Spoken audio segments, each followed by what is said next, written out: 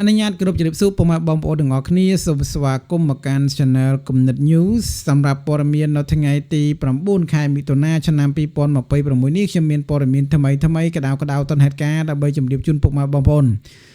ព័ត៌មានយើងគឺពាក់ព័ន្ធទៅនឹងករណីគ្រោះទឹកជំនន់នៅក្នុងខេត្តឈៀងម៉ៃក៏ដូចជាខេត្តផ្សេងទៀតនៅប្រទេសថៃដែលកំពុងតែបង្កជាបញ្ហារំខានខ្លាំងមែនទែនដល់ប្រទេសថៃបាទឡើយនេះយើងងាកមើលព័ត៌មាននិងសេចក្តីប្រកាសចេញពីខេត្តឈៀងម៉ៃនៅប្រហែលម៉ោងមុននេះបន្តិចបាទភ្លៀងធ្លាក់ខ្លាំងបណ្ដាលឲ្យជន់លិចផ្លូវក្រោមដីក្នុងក្រុងឈៀងម៉ៃគណៈអាជ្ញាធរចម្រុះបាននឹងកំពុងតែដុតដៃជើងដើម្បីធ្វើការជួយសង្គ្រោះបន្ទាន់ផងដែរខេត្តឈៀងម៉ៃមានករណី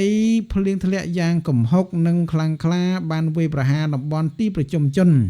នៅក្នុងទីក្រុងឈៀងម៉ៃបណ្ដាលឲ្យកើតមានស្ថានភាពទឹកជំនន់ជន់លិចនិងរហូតដល់មានការរំដោះទឹកមិនបានទាន់ពេលវេលាហើយការលិចនេះគឺលិចរហូតដល់មួយចំហៀងផ្លូវតែម្ដងជាពិសេសនៅតំបន់ក្រោមដីនៅក្នុងក្រុងឈៀងម៉ៃតែម្ដងយោងតាមរបាយការណ៍បឋមពីព័ត៌មានបានឲ្យដឹងថាស្ថានភាពលិចលង់នៅត្រង់ចំណុចកើតហេតុគ្រោះទឹកជំនន់បានភ្លៀងខ្លាំងបង្កឲ្យមានទឹកលិចយ៉ាងខ្លាំងក្លានៅផ្លូវក្រោមដីត្រង់ចំណុចប្រសពសាឡាដេតដែលជាខ្សែឈាមចរាចរណ៍ដ៏សំខាន់មួយនៅក្នុងទីក្រុងឈៀងម៉ៃនិងភ្លៀងធ្លាក់មកខ្លាំងក្លាជោគជាំគឺធ្វើឲ្យប្រព័ន្ធលូរំដោះទឹកមិនអាចដោះទឹកចេញទាន់ពេលវេលាធ្វើឲ្យផ្ទៃផ្លូវក្រោមដីទាំងអស់ក្លាយជាបឹងបួររំខានដល់ការធ្វើដំណើរយ៉ាងខ្លាំងក្លាដល់ប្រទេសថៃផងដែរប្រតិបត្តិការសង្គ្រោះបន្ទាន់អាជ្ញាធរចម្រុះរបស់ថៃភ្លាមបន្ទាប់បានទទួលសេចក្តីរាយការណ៍ក្រុមការងារចម្រុះល្បឿនលឿនរួមមានការិយាល័យបង្ការនិងកាត់បន្ថយគ្រោះមហន្តរាយមន្ទីរពេទ្យផងដែរនោះក៏បានធ្វើការទៅដល់ទីតាំងកើតហេតុដើម្បីធ្វើការជួយសម្របសម្រួលចរាចរណ៍ដល់ប្រទេសថៃមានទាំងពីក្រុមការងាររដ្ឋបាលនិងក្រុមការងារសង្គ្រោះប្រចាំខេត្តឈៀងម៉ៃផងដែរមន្ទីរពេទ្យលឿននិងផ្លូវ highway ក៏បានទៅដល់ផងដែរបាទកែនោះមានបណ្ណាគេជាប់គាំងឬក៏គ្រោះថ្នាក់ឈឺស្កាត់អីអញ្ចឹងទៅគឺបានជិតដល់ទីតាំងកើតហេតុជាបន្ទាន់ដោយបានដឹកនាំនូវគ្រឿងចាក់និងម៉ាស៊ីនបូមទឹកធំនិងកម្លាំងសរុបដើម្បីបើកផ្លូវទឹករុញច្រានលំហូរទឹកចេញពីទីតាំងកកស្ទះដើម្បីសម្រួលដល់ការធ្វើដំណើរនិងរថយន្តរបស់ប្រជាពលរដ្ឋដែលកំពុងតែកកស្ទះនៅទីនោះយ៉ាងលំបាកបច្ចុប្បន្ននៃស្ថានភាពចុងក្រោយនេះផ្អែកលើការបញ្ជាក់អំពីអាជ្ញាធរនិងភ្នាក់ងារបង្ការនិងកាត់បន្ថយគ្រោះមហន្តរាយខេត្តឈៀងម៉ៃបាទដឹងថាគិតត្រឹមពេលនេះស្ថានភាពទឹកហាក់បីដូចជាធូរស្បើយត្រឡប់ទៅវិញបានបន្តិចបណ្ដាហើយកម្រិតទឹកជំនន់ដែលដក់នៅក្នុងផ្លូវក្រោមដីក៏បានស្រកចុះបន្តិចផងដែរបន្ទាប់ពីកិច្ចខំប្រឹងប្រែងបូមយ៉ាងខ្លាំងក្លាពីសំណាក់អាជ្ញាធរថៃបងប្អូននេះគឺជាព័ត៌មានពាក់ព័ន្ធទៅនឹងករណីគ្រោះទឹកជំនន់នៅក្នុងខាងខេត្តឈៀងម៉ៃប្រទេសថៃបាទចំណាយើងក៏មានទស្សនវិជ្ជាមួយទៀតដែលគួរឲ្យសង្វេគគឺខាងខេត្តម៉ាហុងសុន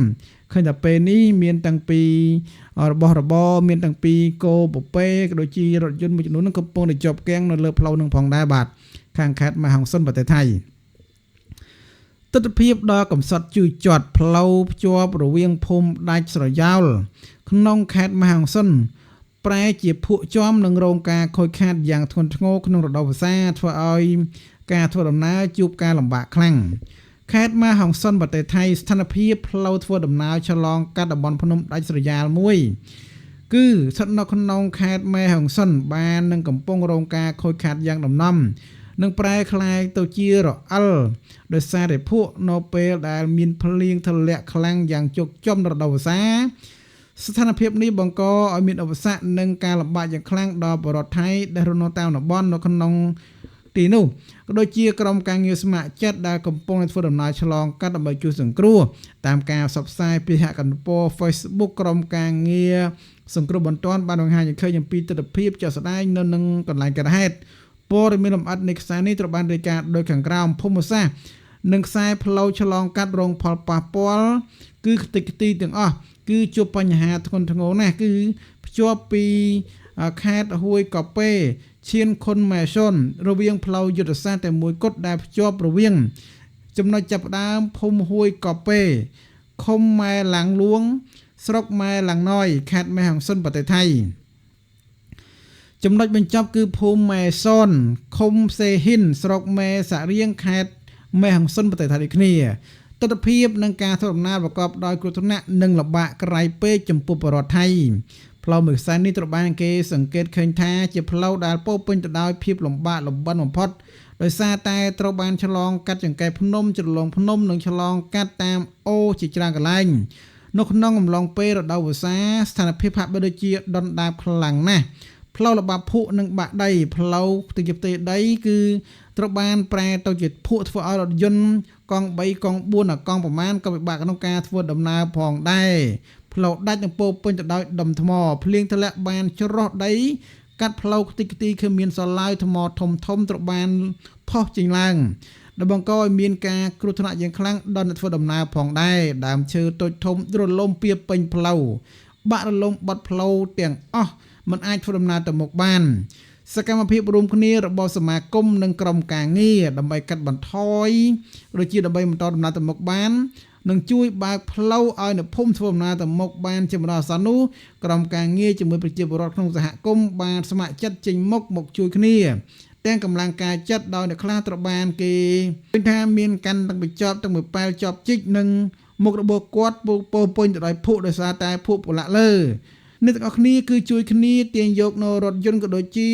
ដើមឈើទាំងឡាយដែលដួលកាត់ទាំងផ្លូវឲ្យចេញពីផ្លូវដើម្បីបើកដំណើរការចរាចរណ៍ឡើងវិញសហគមន៍នៅតំបន់ក៏បានសម្ដែងការអំពាវនាវដល់ប្រទេសថៃក៏ដូចជាអាជ្ញាធរពាក់ព័ន្ធឲ្យចុះមកពិនិត្យកន្លែងនោះឡើងវិញផងដែរបាទកុំឲ្យឆ្នាំក្រោយមានបញ្ហានឹងកើតឡើងជាបន្តបន្ទាប់ទៀតបាទបងប្អូននេះគឺជាព័ត៌មានពាក់ព័ន្ធទៅនឹងករណីក្នុងខេត្តមហាហង្សុនប្រទេសថៃនិងព័ត៌មានខ្លះៗពាក់ព័ន្ធទៅនឹងរឿងរ៉ាវដែលកំពុងតែកើតនៅខេត្តជើងម៉ៃហើយមិនត្រឹមតែជើងម៉ៃទេកន្លែងផ្សេងៗក៏កំពុងតែវេទនា